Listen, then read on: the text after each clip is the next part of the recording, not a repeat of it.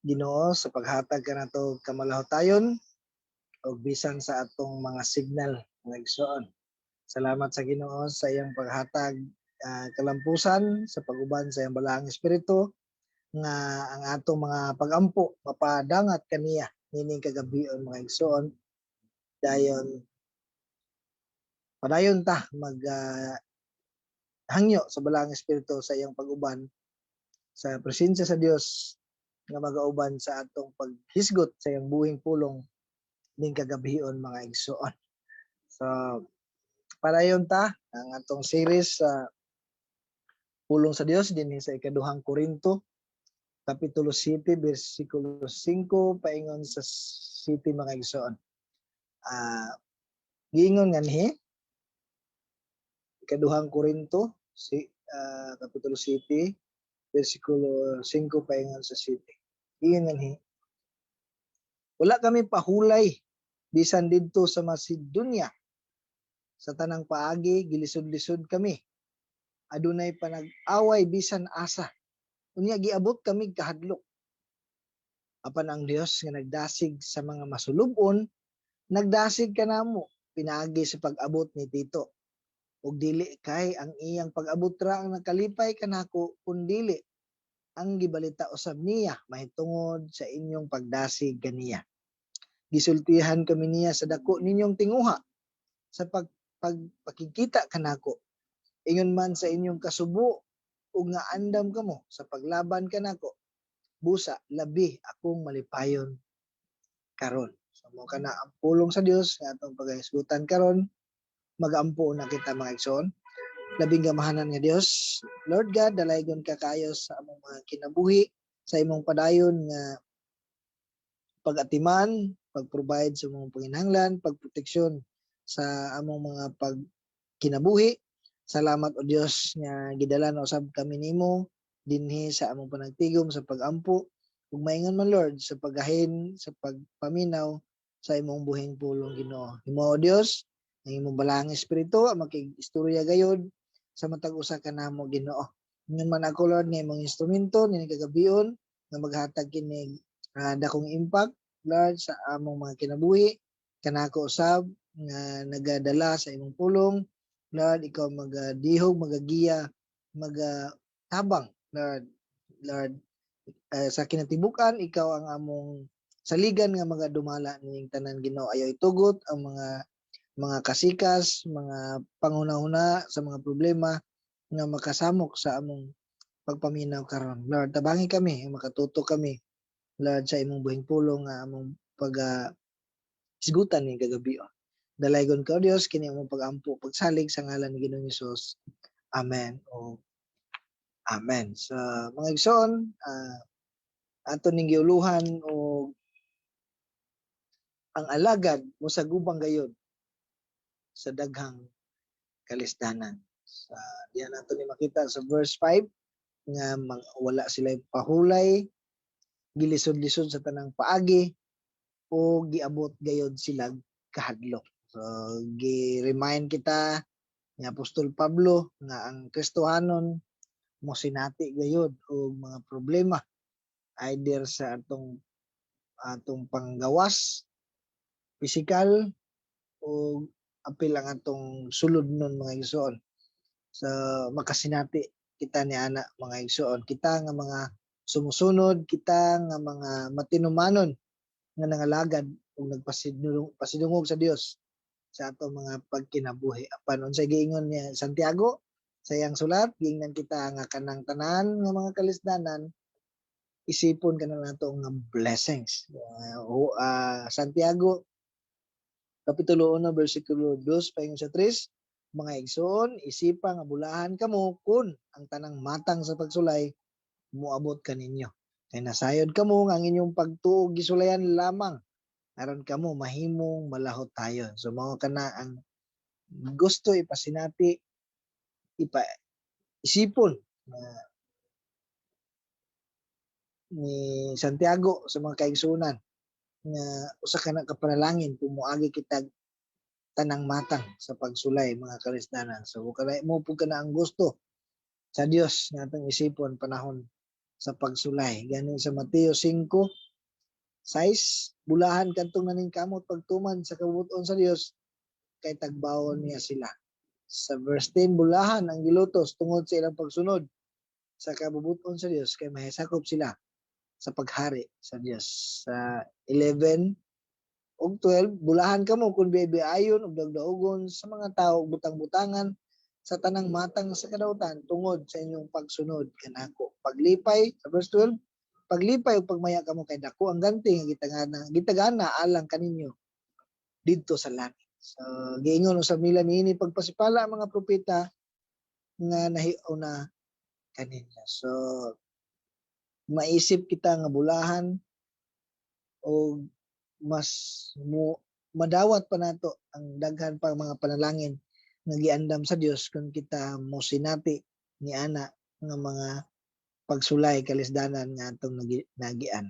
Sa una mga igsoon, ang magtotoo mo sa gubang gayod sa mga kalisdanan labi na aron matabangan nga malig-on ug mabadasigon ang mga kaigsuonan aron mapakaila pa gyud ang maayong balita. So muna ang sitwasyon nga giatubang sa mga Kristiyanon didto sa Corinto mga igsoon na agi silang mga kalisdanan tungod sa ilang pagsunod sa Ginoo aron usab matabangan nga malig-on ug mabadasigon ang mga kaigsuonan didto. Makita na dungog nato nga nibati gyapon silang kahadlok. Ang kahadlok mao kana ang gigamit sa Ginoo aron ang atong pagsalig mahingpit diha ang atong pagsalig diha sa Dios ug sa iya mga saad.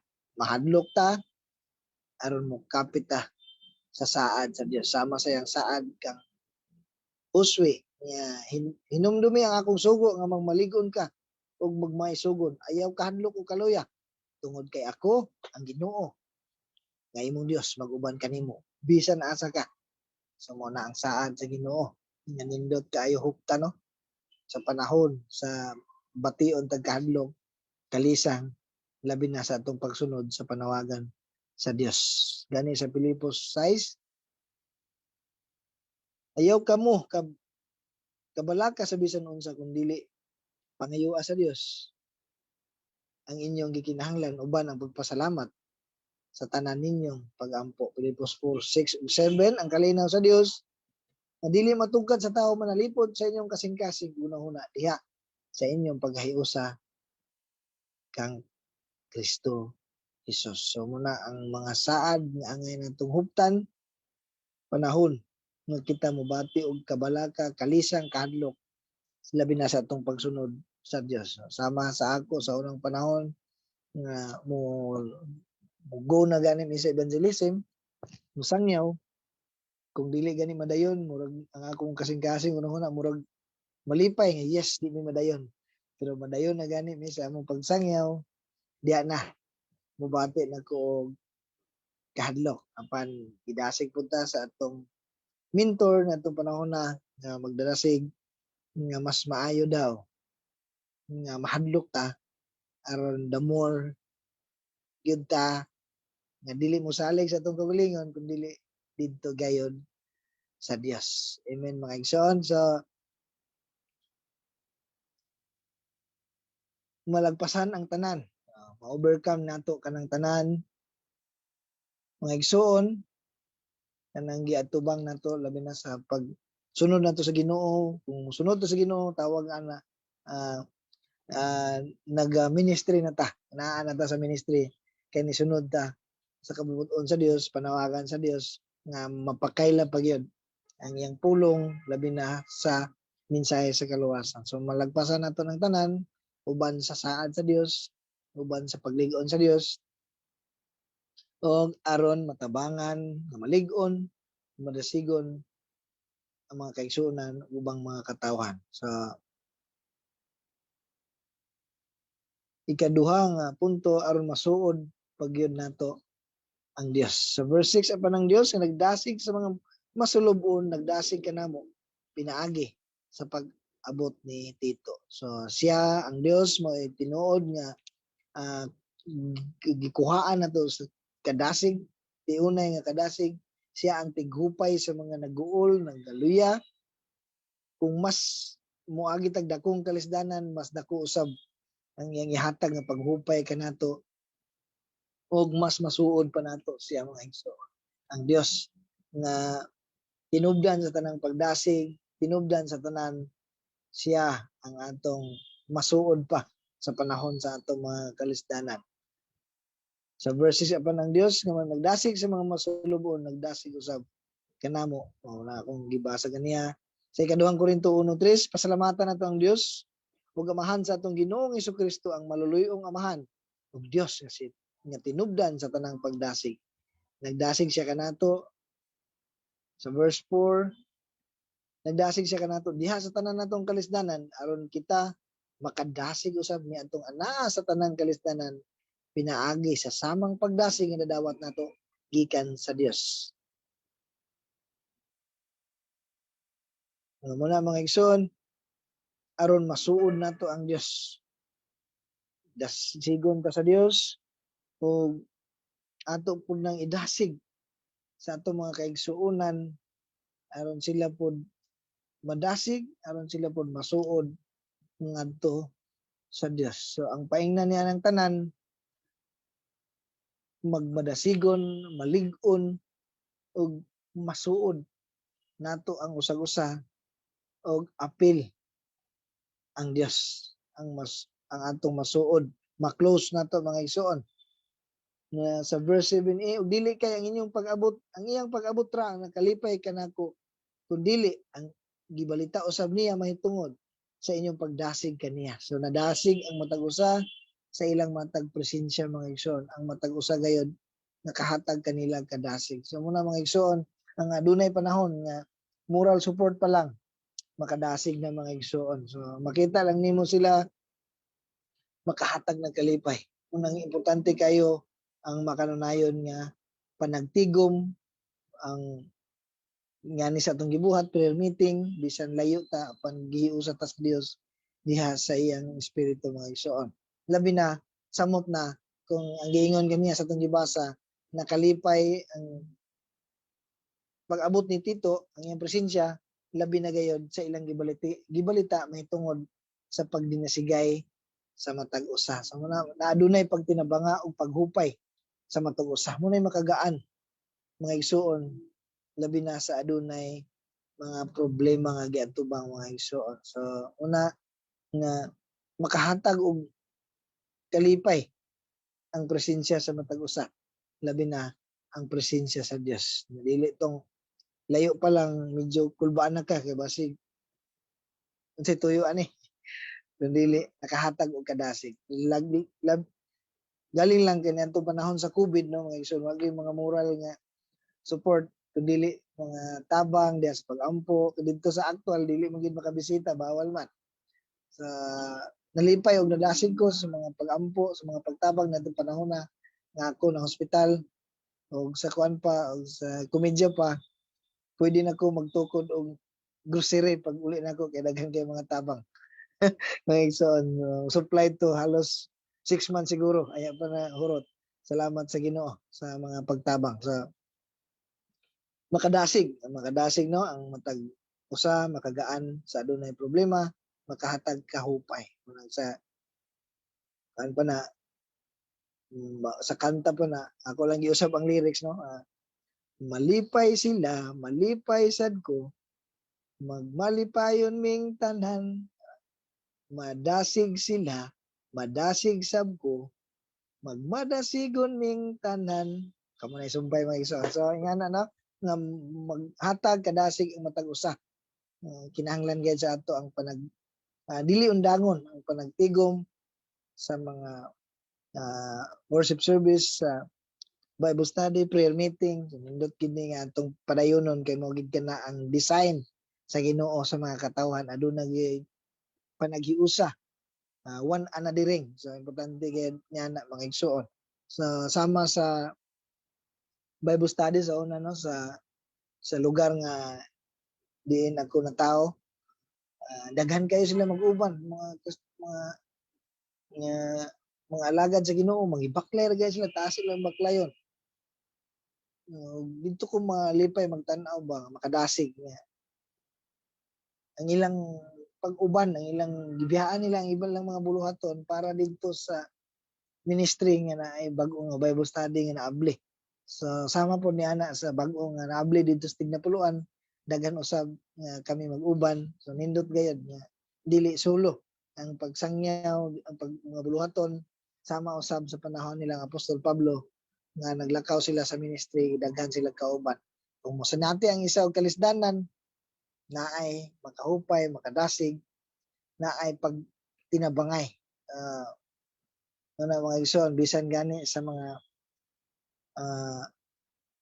unsa nga mga panagtigom, bisan gani pagpangaon, laay kayo kung ikaw rang isa. So nindot gayud makahatag dugang kalipay kadasig, makagaan sa gibati ang daghan mga igsoon. So dili po dingon nga rason nga kung mingaw na dili na po dayon ta mo padayon sa mga buluhaton ato pa lang i-balance kay basin malahi ang motibo mga igsoon. So balik ta nga ang motibo nato sa pagpangalagad tungod sa walay dili matupngan nga pagpasalamat sa gibuhat sa Dios. Kung sa atong pagpangalagad medyo nagmingaw na ay wala na kapadayon, mundo man nato nga ang Dios dili taniya pasagdan, tagaan taniya kauban nga i-provide pohon. So sa mga sitwasyon sa atong nahitabo karon sa atong ministry, daghan gayud ang kakulangon lang sa leadership, sa mga daghan nga bakante, kulang kayo ang workers, pero in God's time siya ang magpaabot niya na mga igsoon. Dili lang gid ta magpataranta.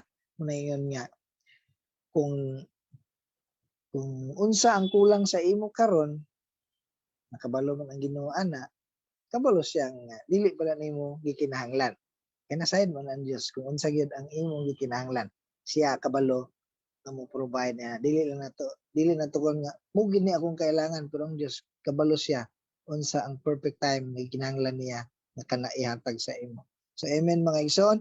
Ikaduhang Korinto 7 12, 13, 14, mas taas din gingon diri paingon sa 17 panapos nga verse. Sulat aron makita ang katiunay sa inyong paghigugma kanamo. Busa nadasig kami, o gawas nga nadasig kami, nalipay usab kami sa hilabihan sa pagkasayod namo sa kalipay nga inyong gidulot kang Tito. Gipasigarbo ko kamo kaniya ug wala ako ninyo pakyasa. Kang tanan iya mang nasuta nga tinuod gayod. Busa midugang ang iyang gugmaalan kaninyo sa matag hinumdum niya nga kamo andam sa pagtuman ug sa pagdawat kaniya uban ang pagtahod ug pagtamod. Malipayon ako kayo nga kamo pasaligan ko sa hingpit. So makita nato dinhi ang pagtinabangay, ang katiunay sa ilang pagtinabangay, paghigugma isip mga igsoon, gibugko sila sa gugma sa Dios, gibugko sila sa kadasig sa Dios. Ang kadasig sa Dios nga nakuha niini nga mga igsoon, ilang gidasig sa uban ug nagkasuod ang tanan mga igsoon. So mo kana dinhi sa atong panapos konklusyon, mga igsoon, kung ikaw dili man gyud kung dili kita mga igsoon muagi man gyud sa mga kalisdanan pag-antos kung sa present karon nga mga tubang naaman Ginoo nasayod ni ana tungod sa imong pagsunod kaniya magsuon dili ra ikaw ang miagi ana o moagi ana kun dili kitang tanan nga mga magtotoo. Padayon na nato hinumduman nga kini gikinahanglan. Necessary. It is necessary nga moagi ta sa mubo nga mga pag-antos. Igsoon, nasayod ang Dios sa atong kayuhan nga maangkon tungod ni ana atong atubang. Una, aron matabangan nato, kamalig-on spiritually ang uban. Ikaduha, mas masuod pa nato ang Dios. O ikatulo, masuod po nato ang atong mga kaigsuonan diha kang Kristo. Tungod niya na, mahatagan kita sa tinuod o kumpleto nga kalipay o mahatagan o labing kamalipayon ang Dios. Kahimuot ang Dios sa atong gibuhat ug sa atong gibati mga igsoon. Dalaygon ng Dios sa iyang pulong ning kagabion magampo ta. Salamat kayo mahana mo nga labing gamahanan. Lord, salamat kayo sa imong pagkamaayo, sa imong pagpaabot, sa imong mensahe karon. Lord, himo Ginoo nga kining tanan dili mo labay nga kawang sa among inadlaw-adlaw nga paghinagbo, Lord, sa mga problema, mga sitwasyon, Lord, nabangi kami nga i-direct kami, Lord, sa imong balaang espiritu nga among ma-apply sa pagkinabuhi, Lord, ang mga pulong nga among nasinati karon, nadungog karon, himo Ginoo nga masinati kami kaninamo sa aktual gayud Ginoo. Lord, ikaw among masuod, among makaigsunan, Lord, nga magmadasigon, malig-on ug maklos ang matag usa Ginoo. Dalaygon ka sa imong pagabuhaton sa among kinabuhi Ginoo. Wala kami mahimo kung wala ang imong tabang Ginoo. Nagadependent guide kami kanimo kanunay Ginoo sa among pagtubo espiritual o Dios. Dalaygon ka sa ngalan ni Ginoong Hesus. Amen o amen.